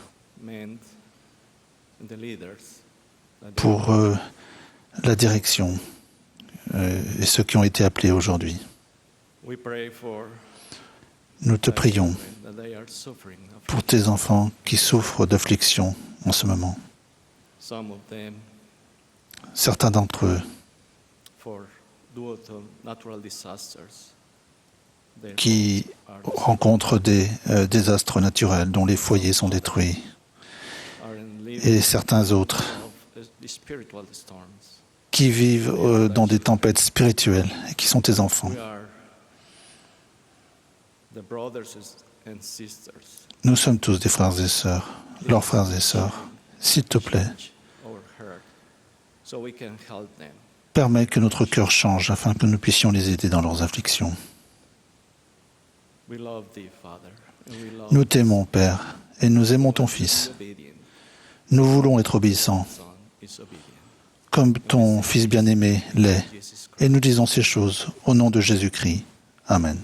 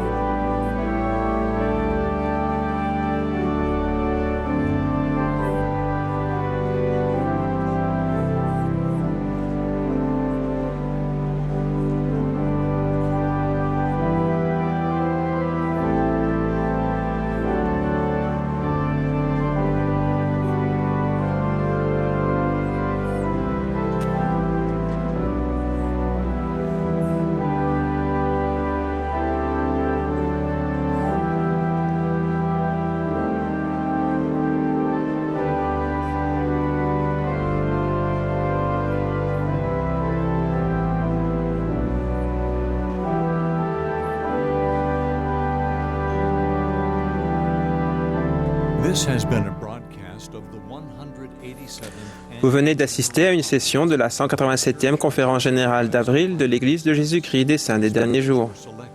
Les orateurs étaient choisis parmi les autorités générales et les officiers généraux de l'Église. La musique de cette session était interprétée par un chœur composé de membres des pieux de Tremonton, Garland et Fielding en Utah. Cette émission a été diffusée à titre de service public par Bonneville Distribution. Toute reproduction, enregistrement, transcription ou autre utilisation de cette émission sans autorisation écrite est interdite.